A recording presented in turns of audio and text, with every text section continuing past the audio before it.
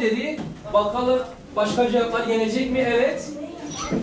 Hocam, hocam, Güneyinde bir tam doğru. Güneybatısında. Evet, Kudüs Türkiye'nin arkadaşlar, Türkiye'yi esas aldığımızda Türkiye'nin aşağısında yer alır. Tamam doğru. Ama bu soru şimdi diye çok soru var ya gençler. Başlarıyla Ümre'ye gidiyorlar. 1,5-2 günde Ümre'ye gidiyorlar. Aynı uzaklıkta Kudüs'e bile gidebiliyoruz artık. O kadar ki arkadaşlar Allah adına yeryüzünde yapılan ilk mescit hangisidir? Evet. Mescid-i Haram. Evet. Adem'in ilk insan, ilk peygamber olan Hazreti Adem'in Allah'ı anmak için ikinci mescid arkadaşlar Mescid-i Aksa'dır. Mescid-i Aksa'ya yönlendiriyorlardı. Daha sonra Rabbimizin kıbleyle ilgili ayeti inince Mescid-i Aksa ve çevresinin mübarek kılındığını ifade ediyor. Şimdi Allah bir yeri mübarek kılmışsa, bir yeri değerli görmüşse bu bizim için de değerlidir, bizim için de kıymetlidir. Arkadaşlar İsra ve Miraç olayını biliyorsunuz değil mi? Evet. İsra ve Miraç olayının başlandığı yerdir Mescid-i Aksa. Bakın Kur'an-ı Kerim'i okuyun. Hangi peygamberi okursanız, onun için Kur'an-ı Kerim'de gerek ismi olan, gerekse ismi olmayan birçok peygamberin sayılır mı şu? Çok hareketli. Hocam sesi çok kısa. Kanalınıza bakabilirsiniz arkadaşlar. Başladıktan sonra Başı çevirebiliyorsun. Şeridi çekiyorsun. Yazın orayı.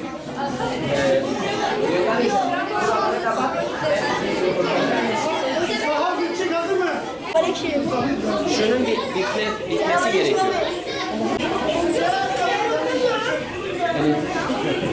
Tamam. Sanki hızlıca diğer kaç gelsin? Seksi tamamdır.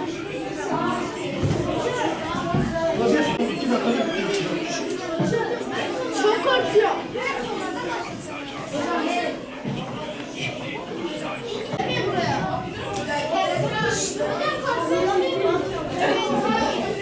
Tamam, başladık.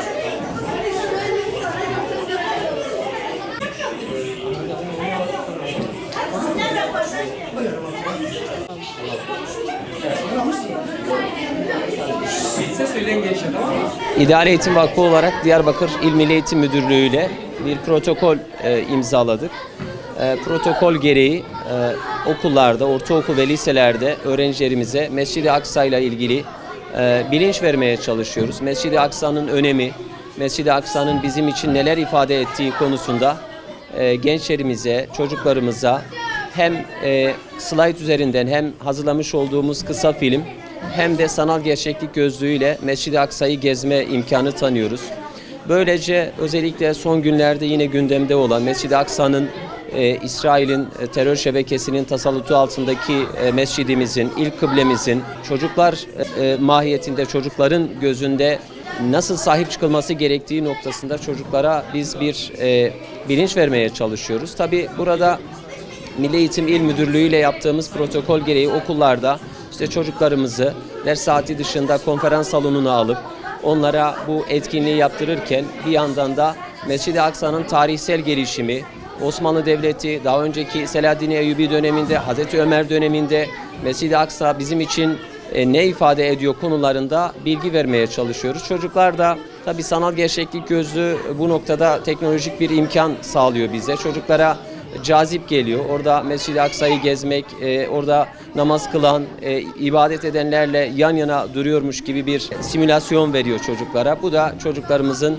ilgi duymasına sebep oluyor. Bu anlamda biz de İdeal Eğitim Vakfı olarak Mescid-i Aksa'nın önemini çocuklarımıza anlatıyorsak ve bu konuda bir bilinç uyandırmaya sebep oluyorsak ne mutlu bize. Bu konudaki bir sivil toplum kuruluşu olarak en azından görevimizi yapmaya çalışıyoruz. Bir yıllık bir protokol var. 2026'nın sonuna kadar Diyarbakır'ın 17 ilçesinde okulları gücümüz el verdiğince gezeceğiz. Okullarımızın idareleriyle bir diyalog halinde onların uygun gördüğü saatlerde ve uygun gördüğü ortamlarda 2026 yılının sonuna kadar bu etkinliği devam ettireceğiz inşallah. Şu an Mescid-i Aksa'nın dışındayız. Yanımda çocuklar var. Şu an arkamda Mescid-i Aksa'yı görüyorum. Çok güzel bir duygu. Şu an Mescid-i Aksa'nın içindeyiz. Bu imkanı sağladıkları için teşekkür ediyorum. Mescid-i Aksa'yı gördüm. Ondan sonra Mescid-i Aksa'nın içini gezdik. Orada namaz kılan insanlar vardı. Beraber gezdik işte. Nerelere gittik? Nasıl bir duyguydu? Çok güzel bir duyguydu. Kendini orada hissettin mi Mescid-i Aksa'da? Evet, hissettim. Peki böyle bir imkanı sağladıkları için hocalarına teşekkür ediyor musun? Evet, ediyorum. Böyle bir imkanı sağladıkları için hocalarıma teşekkür ediyorum. Peki Filistin'deki, Gazze'deki çocuklar hakkında neler söylemek istersin? Allah İsrail'in belasını versin. Filistin'deki kardeşlerimizin her zaman yanındayız. Uzun bir zamandır hocan da bahsetti, Mescid-i Aksa kapalı. Neler söylemek istersin? Valla Mescid-i Aksa'ya arkadaşlarımla beraber gitmek isterdim de zalim Siyonistler orayı kapattıkları için oraya gidemiyoruz. O yüzden çok üzgünüz. Hocam şu anda Mescid-i Aksa'dayım. Girişindeyim. Mescid-i Nebevi'ye gireceğim ve yeni gelenler var. Çoğu peygamberin de yurdudur. Görmeyi isterdim. Orada ibadet etmek de isterim. Çok güzel bir duyguydu. Mescid-i Aksa'yı görmek biraz beni duygulandırdı. Bazı kişileri görüyordum, mesela namaz falan kılıyorlardı. Orada ben de şansım olsaydı ben de namaz kılmak isterdim ama maalesef yani oraya gidemediğim için şu anda kılamıyorum. Kendini bir an orada hissettin mi? Evet hocam. Aynı oradaymış gibiyim hocam. Evet hocam. Her zaman her gün yatmadan önce ediyorum. Mescid-i Aksa'da bir gezintiye çıktı. Nasıl bir duyguydu? Mescid-i Aksa'nın içini gördüm. Çok da güzeldi. İbadet etmeye gelen Müslümanlar vardı. İçinde çok iyi insanlar vardı. Ben de orayı canlı canlı içine girip görmek isterim. Orada ibadet etmek isterdim. Ama maalesef giremiyoruz. Siyonistler kapalı tuttuğu için, İsrail gibi kötü adamlar kapalı tuttuğu için maalesef giremiyoruz oraya. Oraya ben de çok gitmeyi isterdim. Hocam dışarıyı gördük, taş falan vardı. Hocam sonra içeride namaz kılıyordular, ibadet ediyordular. Sonra hocam yani yukarıya baktım, arkama baktım hocam, bazı insanlar vardı. Hocam ibadet ediyordular. Namaz kılanlar da vardı. Nasıl bir hissi peki? Hocam ilk önce hocam aşağıya baktım hocam, çok korktum ama hocam çok güzeldi. Yani hocam orada adamları gördüm hocam, adamlar sanki bana bakıyor sanıyordum hocam, çok güzel bir histi. Peki bu etkinliği düzenleyen İdealettin Vakfı'na neler söylemek istersin? Allah'tan yanmışlar. Yani bilgi edindik. Aziz, ne gördün? Hocam cami falan güzel. Altıma baktığımda düşecek gibiydim ama o güzellik o korkuya değerdi. Çok güzeldi. Mescid-i Aksa'yı nasıl buldun? Çok güzeldi. Gitmek isterim. Az önce gittin. Gittim. Nasıldı peki? Güzeldi. Gerçekte de gitmek isterim. Peki Mescid-i Aksa şu an kapalı. Neler söylemek istiyorsun? Hocam gidelim, kılıcımızı çekelim, vuralım göğüs. Yani nasıl Müslümanlara yaptılarsa aynı acıyı onlara da çektirelim. Ben çok sevindim. Mescid-i Aksa'yı gördük, kıblemizi gördük. Orada namaz kılan kişiler vardı.